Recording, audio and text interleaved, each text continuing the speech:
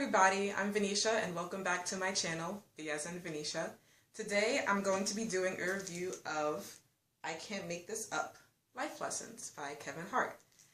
So this is like a memoir autobiography, and this was my pick for the Nonfiction November category Substance. And this book I found while browsing in the library. I honestly wasn't really interested in Kevin Hart before. I had some issues with some of the things that he said about black women and black people and what I had perceived as just like general coonery. But but I thought he's a very interesting cultural phenomenon and I should probably know a few things about him just for the sake of conversation. And so I picked up this book and I was not disappointed. It exceeded my expectations. It was definitely written in his voice. It was funny. Now I haven't watched too much of his stand-up, but I appreciated the genuineness of the voice. It's a very well-written memoir.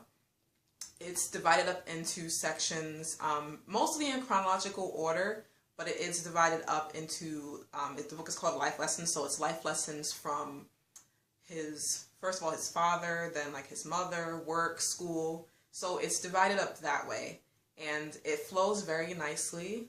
It was a pretty easy read. I was really sucked into this book, and I really wanted to keep up with his rise as to being one of the top paid, if not the highest paid comedian in the world right now. So this book I enjoyed it a lot. So I'm going to be sharing some of the life lessons that I learned from this book. And I have about 15 or 16 here, so here we go. This is what I got from it. The first one is about hustling and networking, and in terms of just building a brand, the key is just network, meet people, get their contacts, all of that. He really kind of built his following from the ground up, so I think that's something that we can all learn from. The number two thing is that you can't necessarily control the things that happen to you, but you can choose how you respond to them, how you react to them. And a lot of the things that happened to him in his life, he chose, optimism. So that's something that I've taken. But then that being said, you do have to defend yourself when necessary. You don't have to let people trample and walk all over you. You don't have to be a doormat. You do have the right to defend yourself.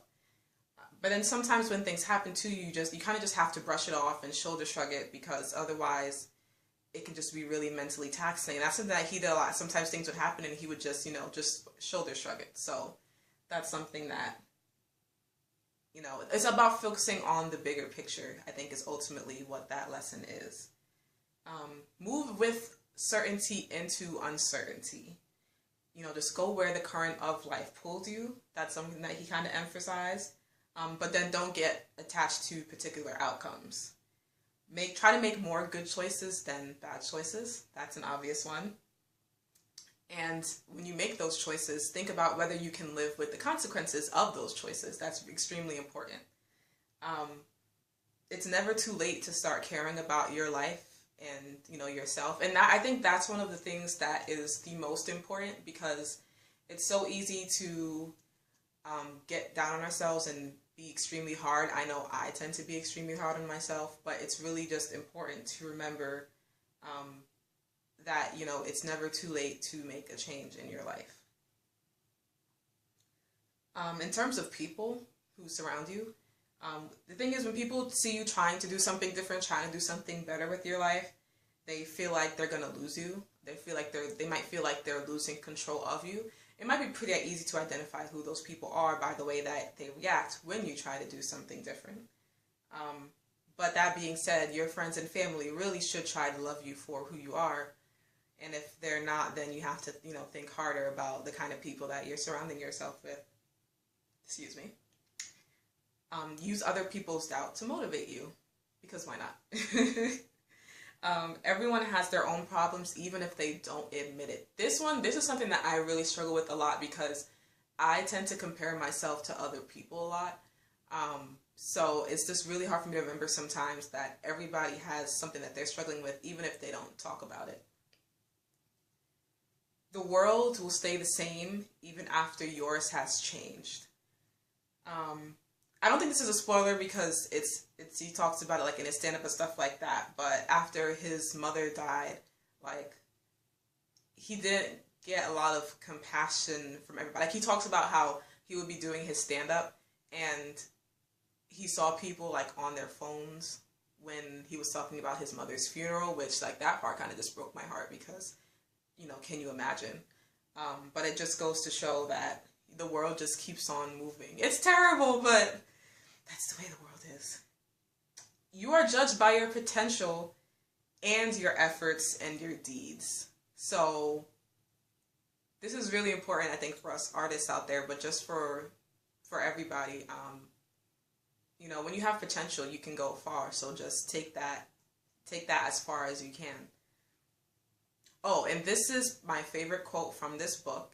This is something that I've been trying to employ in my life every single day.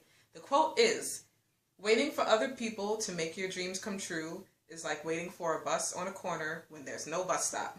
Sometimes the bus driver may feel bad for you and stop anyway, but usually he'll speed right past you, or she, and leave you standing there like an idiot." So that saying is, you know, you can't wait for other people to make your dreams come true for you. You have to take the steps to get where you want to be. There's definitely people who will help you along the way. You know, nobody makes it there on their own, but you do have to take the first step. And the last one is, a bigger plan for your life is always at work. So, you know, even when you think you're in the trenches, there is always going to be more doors, more opportunities, more things are always going to be there for you as long as you keep your eyes open to them. So that's all I have, I think, for this book. I really, really enjoyed it. And, you know, if you're interested in Kevin Hart, or even if you're not necessarily interested in, you know, Kevin Hart, the comedian, I would still recommend reading this book because these life lessons are very, very useful. And the way that it's written, it's not, you know, patronizing or condescending at all. It's very uplifting. And that's something that I really, really appreciated. And I appreciated his honesty and his willingness to talk about the mistakes that he made in his relationships and, you know, just in his life. I appreciated the really honest voice there. So, yeah, if you liked this video, please give it a like. If you want to see more content from me, please subscribe. And I'll see you next time. Okay, thank you so much for watching.